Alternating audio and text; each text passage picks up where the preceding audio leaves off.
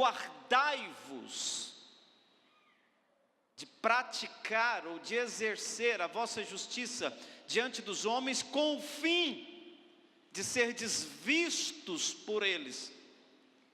Uma coisa é fazer para a glória ser dele, outra coisa é fazer para a glória ser sua. Fazer para as pessoas verem e a glória ser dele não é pecado. Fazer para as pessoas verem e a glória ser sua é pecado. Galardão é um negócio que eu escolho aonde eu quero receber. Eu posso receber galardão na terra e posso receber galardão no céu. Jesus ele foi claro dizendo isso, que algumas recompensas eu recebo na terra. As recompensas que eu recebo na terra eu não recebo no céu. Então eu posso escolher se eu quero que os homens me recompensem ou se eu quero que o Senhor me recompensa. Então eu quero jogar por terra, dentro desse ensinamento de Jesus em Mateus, que os homens não precisam ver nada daquilo que você faz. Eu não faço nada para homens, pois tudo que eu faço, irmãos, é para os homens. Porque a Bíblia diz que o ministério que eu tenho foi instituído a favor dos homens e não a favor de Deus. Efésio fala sobre isso. Eu só não dou adoração para os homens, e nem culto para os homens, mas todo o meu trabalho na Bíblia inclui servir o meu próximo.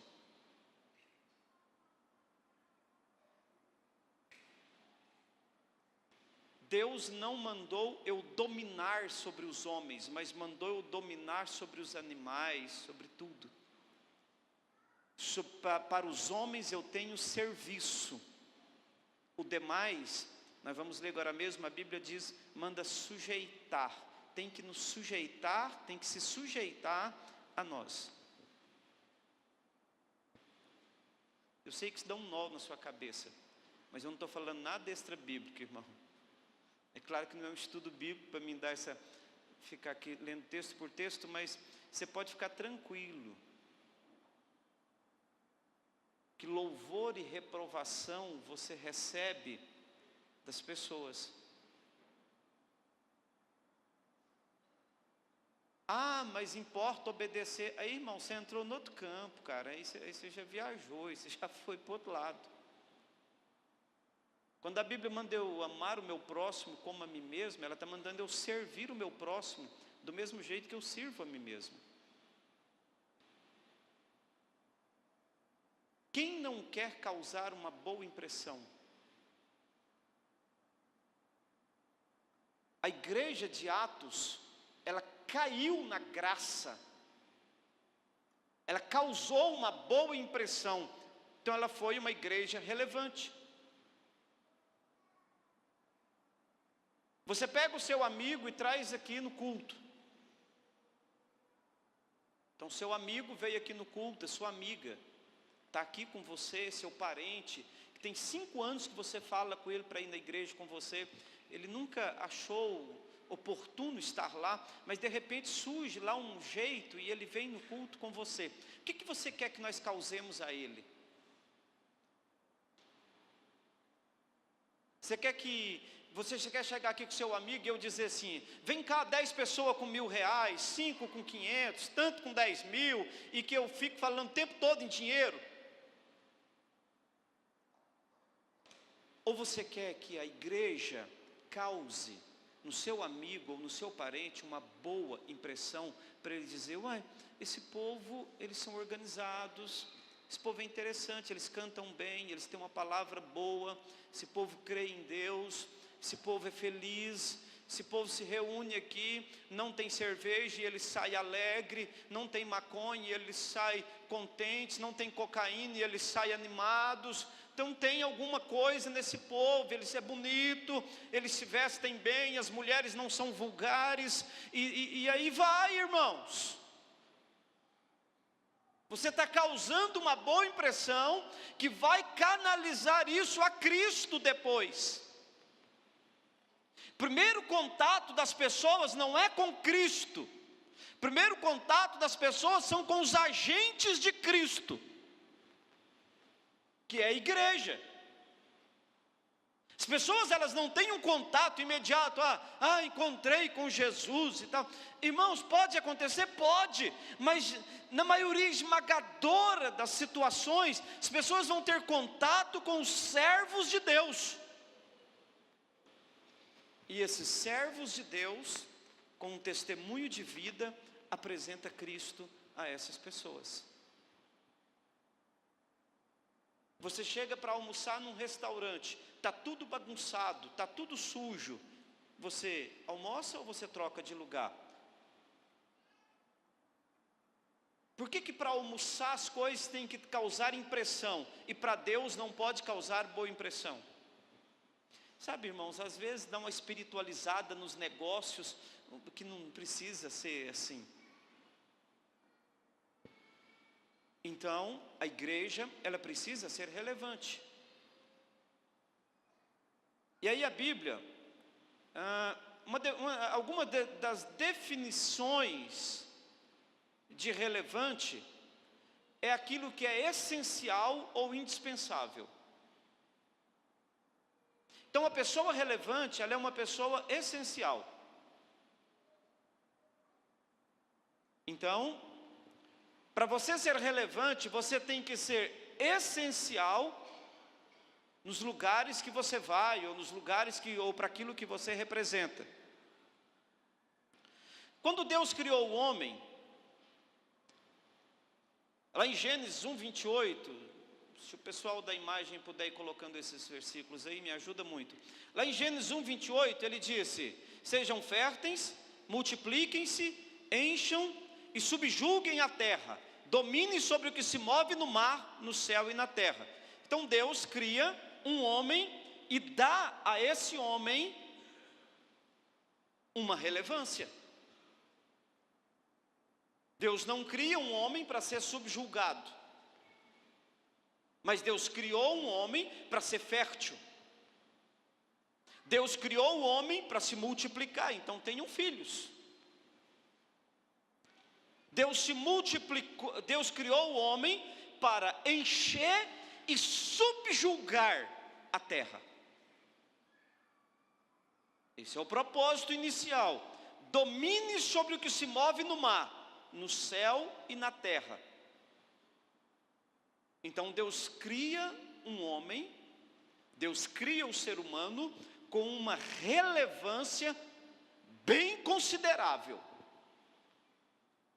O homem perdeu isso, claro, por causa do tal do pecado.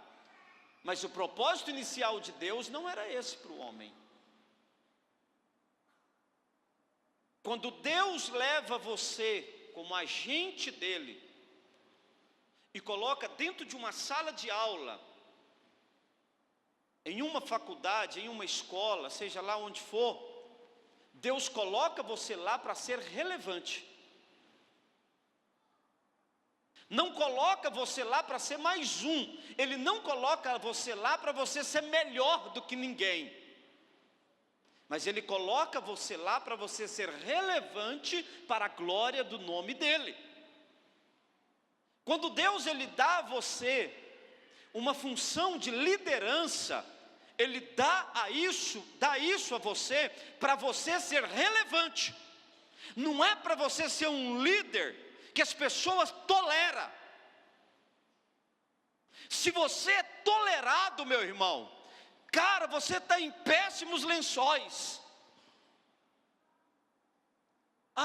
Eu tolero fulano porque eu preciso dele. Eu tolero meu marido porque, meu Deus, eu tolero a minha mulher, eu tolero os meus filhos. Como que vai com seus pais? Eu tolero os meus pais, mas, cara, não dá para relacionar com os meus pais. Eu tenho esse empregado aqui, eu tolero ele, porque eu não tenho opção agora, eu preciso dele, mas próxima oportunidade que eu tiver, eu vou demitir ele. Às vezes essa é a maior condição nossa, só de sermos tolerados e não de sermos celebrados. Às vezes você chega no seu local de trabalho e ninguém aperta a sua mão, porque você não é celebrado lá, você não é relevante lá. Então você está num setor da empresa, você passa para outro, passa para outro, passa para outro, e você não está sendo promovido, tem alguma coisa errada. O pessoal está rifando você. Se não é promoção, é rifa. É porque está ficando difícil de mexer com você. Aí para não te mandar embora, ele está com peninha de você, está tolerando você, então ele te manda para um canto, te manda para o outro, te manda para o outro, te manda para o outro, até ver o que faz com você.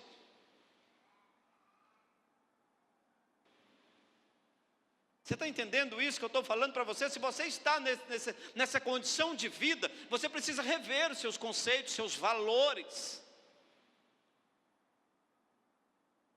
Às vezes você entrou nessa condição. Então agora, como que você vai fazer? Não há relevância em você. Você não é mais essencial. Você não é mais importante. Então você falou que vai tirar férias. E o seu chefe e o pessoal diz para você, pode escolher quando você quiser tirar férias. Não está certo isso, está perigoso para você. Não, a hora que você quiser, pode pegar. Quando o cara é essencial, há uma briga para ele tirar férias. Não, eu quero esse mês eu não posso ficar sem você. Não, mas não, tal dia eu preciso de você. Não, você vai, mas tal dia você tem que estar aqui porque eu preciso. Aí, meu irmão, é quando você é relevante. Eu quero tirar férias. Não, você tem de janeiro a dezembro, pode escolher o dia que você quiser. Sem problema, é direito seu. Pode gozar suas férias. Você pode ficar com a pulga atrás da orelha. Você não está indo bem.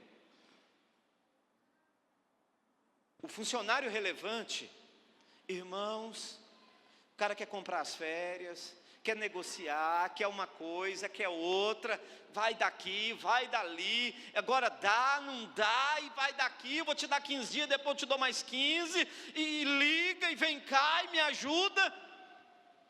É quando a relevância existe.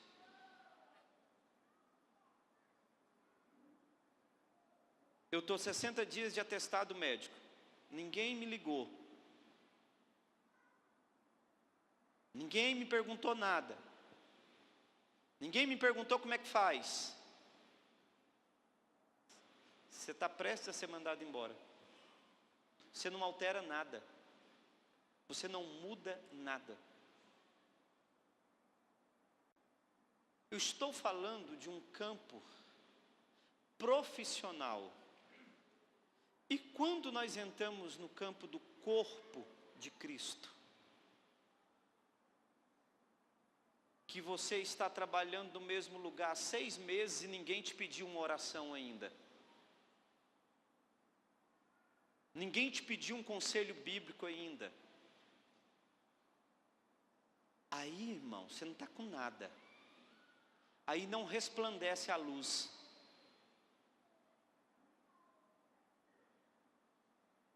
Uma vez eu vi um testemunho de um cara dizendo, assim, um relato lá, meio irônico, claro, que o cara dizia que dentro de 1 ano, a carteira dele foi assinada 3 ou 4 vezes, e o povo perseguia ele tanto que ele entrava no emprego e eles mandavam ele embora. E a questão era meio irônica, será que esse cara era perseguido ou ele era ruim de serviço? Porque a igreja fala de perseguição como se Deus não guardasse ela. Tem umas pessoas que eles falam de perseguição como se o demônio fosse maior do que Deus. Como se as trevas fossem mais poderosas do que o reino dos céus. Como se a luz não prevalecesse.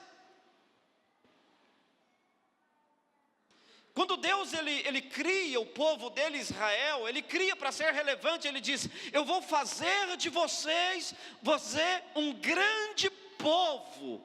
Lá em Gênesis 12 ele diz, para abençoar outros povos. para ir e abençoar outras pessoas. Como que nós vamos, amados, concordar com menos do que isso? Como que eu vou me contentar com uma vida apagada em todos os aspectos? Se tem 3 meses que seu filho não te pede um conselho, ou sua filha, você não está bem na fita.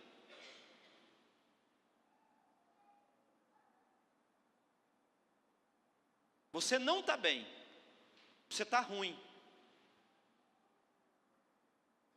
Porque se você tivesse bem, tivesse cheirando muito, eles veriam em você uma fonte e iriam beber dessa água.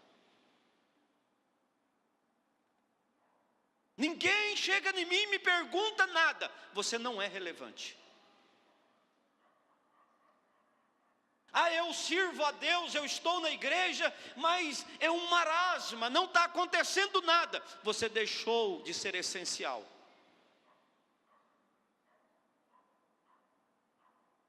Se o diálogo seu com a sua mulher ou com o seu marido acabou, esse casamento deixou de ser relevante. Essa vida a 2 deixou de ser essencial.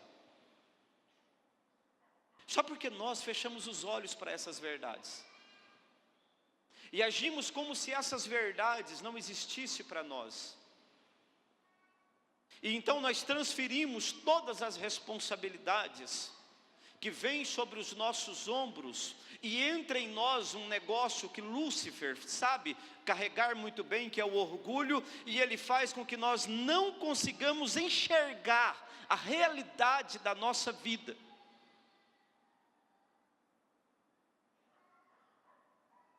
Eu tenho um sonho na minha vida, que eu espero poder realizá-lo. O sonho de ficar velho.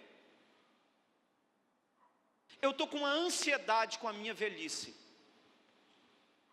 Na verdade eu estou com pressa que ela chega. Eu estou meio ansioso com a velhice. Tem um negócio lá na velhice, que eu quero ele para mim. Ele está lá na velhice. Não sei se é depois dos 70, se é dos 60, eu não sei, cada pessoa se considera velho a partir de uma idade, mas eu não sei quando, se é 60, 70, 80, mas eu sei que tem um negócio lá na velhice que eu quero ele para mim. Eu quero viver ele.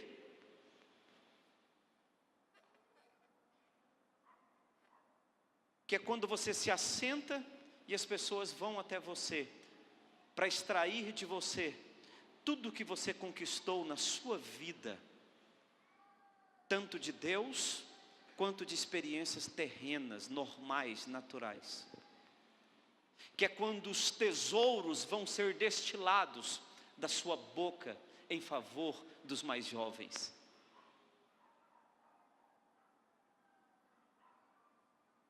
Aí eu me vejo lá nesse lugar, com 50 anos de casado, podendo falar para quem tem 1 mês de casado. Com 30 anos de ministério, podendo falar para quem tem 1 mês. Com 40, sei lá. Lá na velhice tem isso para nós. Se eu não der isso para os outros, vai para o cemitério e ninguém mais poderá usufruir daquilo. Ninguém mais. Mas eu tenho que tomar cuidado, porque eu posso ficar um velho orgulhoso. E se eu me tornar um velho orgulhoso, tudo que eu tenho não vai servir para nada. Absolutamente nada. Então eu fico pensando nas pessoas que morrem com idade avançada, mas aquelas pessoas repassaram tudo delas para os mais jovens. Para mim não existe discipulado maior do que vida, irmãos. Discipulado na minha consciência não está em lições, discipulado está em prática. Eu ontem estava falando em Paracatu, pregando numa igreja lá, sobre um dia que o Edi viajou comigo. Eu não falei o nome do Edi porque ninguém conhecia. Viajou o Edi e a Amanda comigo. E eu estava muito cansado, então eu peguei o carro e entreguei para o Edi. Edi, leva o carro. Só que o Edi não sabia dirigir, irmãos. O Edi era aquele motorista que subia a serra toda de Brasília de quinta. E eu fiquei olhando aquilo. Quando chegou lá na Chapada, eu falei: Edi, você sabe dirigir, meu filho? Ele falou assim: ah, pastor, mais ou menos. Ele tem carteira, tudo, mas ele não sabia conduzir o carro, como agir com o carro. E eu fui até Anápolis, dando uma aula para o Edi. Põe quarta, põe terceira, entra na curva assim, faz aquilo outro. E ele chegou em Goiânia dirigindo perfeitamente. É quando você dá o que você tem para alguém. Isso é discipulado. Você dá a experiência, o conhecimento que você tem para alguém. É simples. Senta de cá, Edi, eu sento daí, senão você vai capotar esse carro e vai matar nós tudo. Estava salvo mesmo, né, Edi? Se morresse também, tranquilo. O sonho de ficar velho passaria, mas... Então é isso. Como que nós vamos nos tornar relevante? Aí hoje eu posso pegar meu carro e dizer: Edi, vai lá em Brasília para mim. Porque eu fui relevante na vida dele como motorista. Eu posso me negar de fazer isso. E eu posso insistir em fazer isso. Qual passo agora você pode dar para ir um pouquinho mais além do que você tem ido? Para ir um pouquinho mais além. Para mergulhar um pouquinho mais em Deus. Para ser um cristão melhor. Para ser um pai melhor. Para ser um profissional melhor. A Bíblia diz, Deus diz em Êxodo 19:5, vocês serão o meu tesouro pessoal, dentre todas as nações. Quando Deus olha para nós, Ele nos enxerga como pessoas essenciais, como pessoas importantes, como pessoas que podem ir além. Agora nós vamos sendo desmotivados, irmãos, pelos olhares, nós vamos sendo desmotivados pela indiferença, nós vamos sendo desmotivados pelas críticas, nós vamos sendo desmotivados pelas acusações, nós vamos sendo desmotivados pelas difamações, pelas calúnias, pelas invejas. E às vezes nós perdemos o nosso brilho e esquecemos quem nós somos. Eu me lembro de um rapaz uma vez, que nós estávamos numa mesa e nós éramos umas 8 pessoas na mesa. Esse rapaz era aqui da igreja, hoje ele não mora mais aqui, e todo mundo na mesa começou a desdenhar do que ele fazia, do trabalho dele. E ele foi ficando sem graça, e ele estava sentado do meu lado. E o negócio foi ficando constrangedor, sabe, irmãos? Tem hora que fica constrangedor. E eu abracei com ele, foi um domingo à noite, depois de um culto, eu abracei com ele, puxei ele aqui para mim e disse: se preocupa não, eu sou o seu pastor e eu acredito em você. Irmão, houve um silêncio naquela mesa. E ele ficou quieto, ele não zoou, não falou nada. E a turma mudou de assunto. Às vezes o nosso problema, irmãos, é porque nós vamos em cima do que os outros estão falando, e nós não temos a hombridade de perguntar: e aí, cara, como que é esse negócio aí? Conta para mim. E aí, irmã, como que é isso? Conta para mim. Nós pegamos a metade de uma conversa e fazemos dela uma grande verdade, que é na verdade uma grande mentira.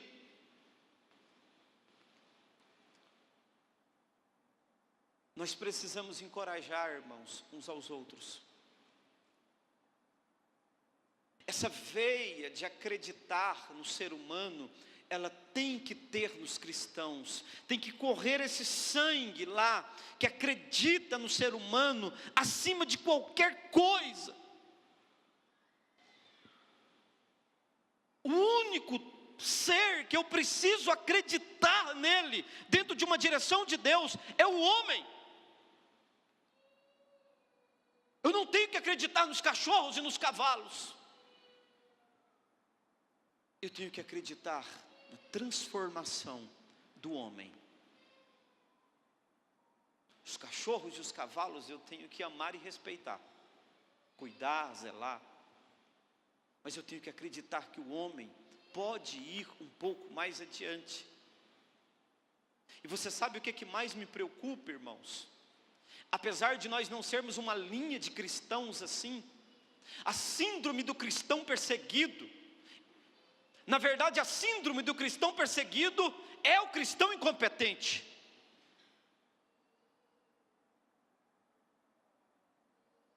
O cristão incompetente, todo passo que ele dá que der errado, ele diz que está sendo perseguido.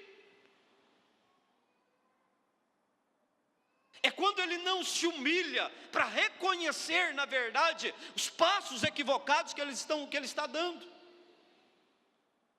Ele não consegue refletir um pouco mais, ele é senhor da verdade. E aí complica tudo.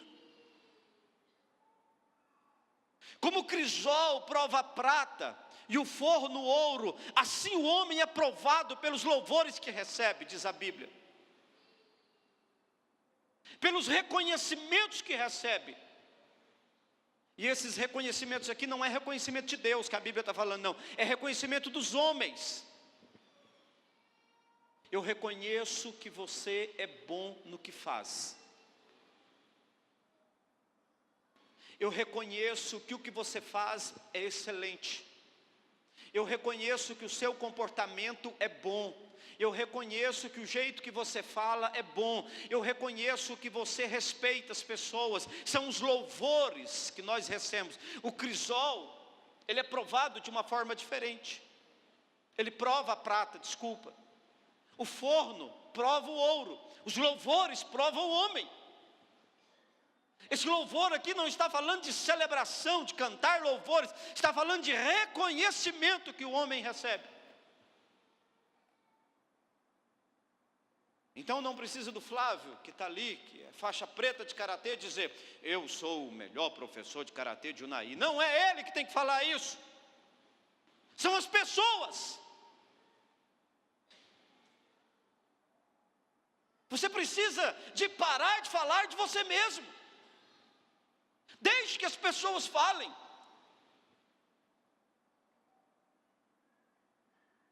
Porque às vezes você se engana, você acha que você é bom demais e é ruim. Eu peço avaliação, às vezes 2 vezes por ano, para o conselho e para a diretoria da igreja. Avaliação do meu desempenho, do meu trabalho.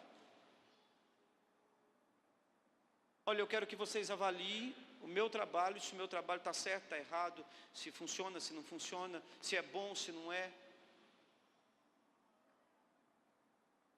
Às vezes, irmãos, nós temos medo dessas coisas. Nós não queremos ser posto à prova. E há necessidade de você ser posto à prova. Porque o tempo, depois de Deus, ele é Senhor da verdade.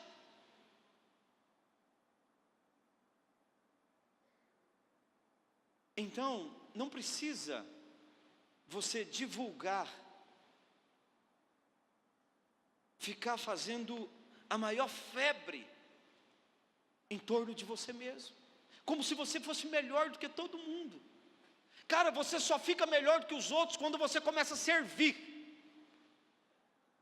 A condição mais alta que um cristão pode chegar é de servo.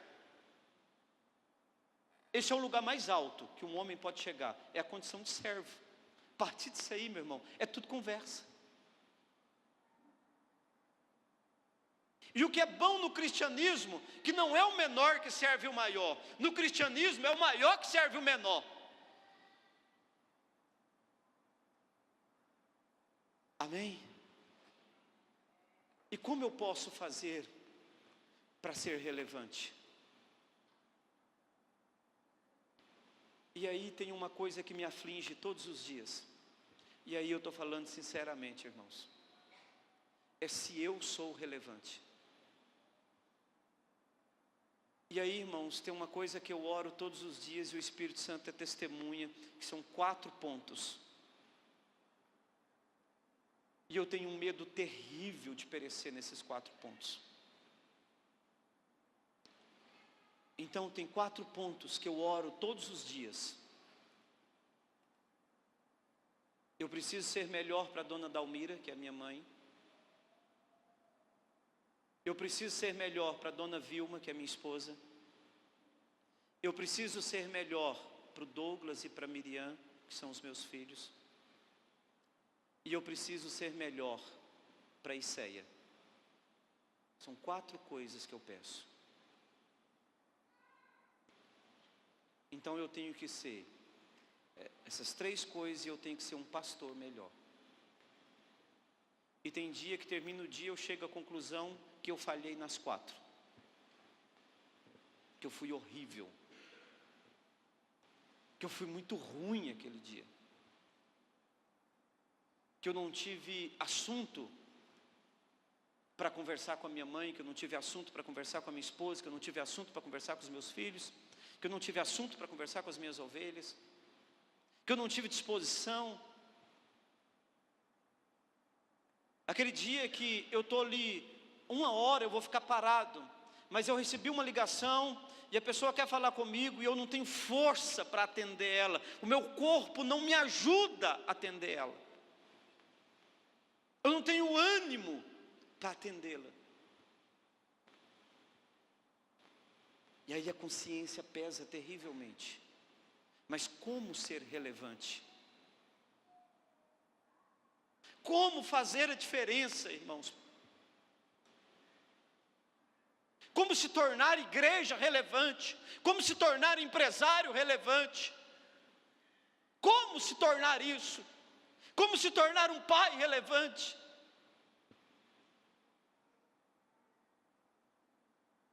Como? Como se tornar uma ovelha relevante?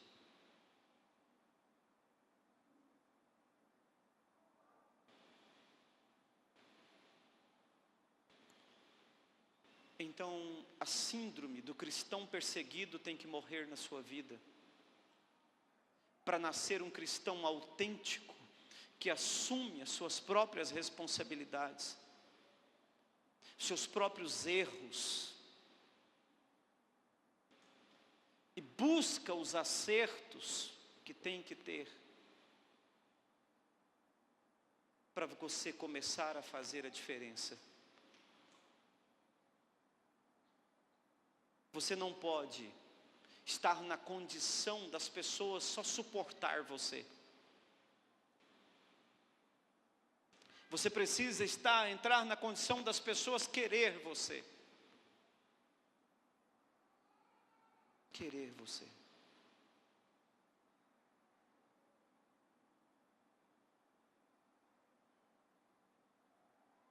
Que o Senhor tenha misericórdia de nós.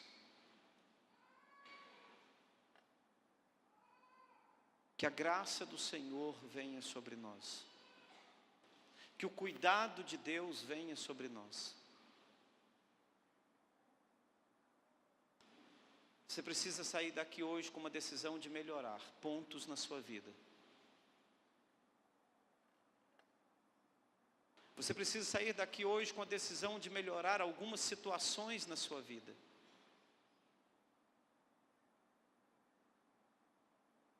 Eu estou com muito medo de perecer numa dessas 4. Eu tenho muito medo de perecer em uma dessas 4. Eu não posso perecer em nenhuma dessas 4.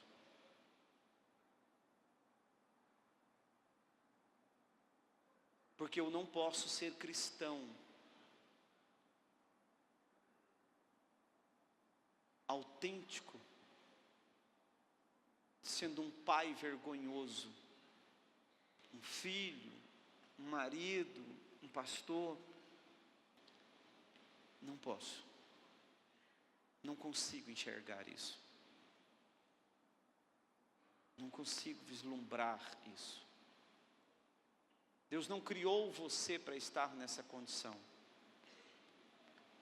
Se você vai à faculdade, vai e faça bem feito. Se o seu trabalho é fazer faxina nas casas, vá e faça como ninguém nunca fez.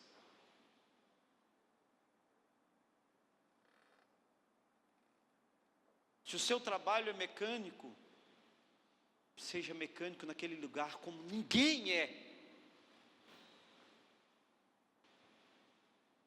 Se o seu trabalho é vendedor, seja o vendedor como ninguém consegue ser.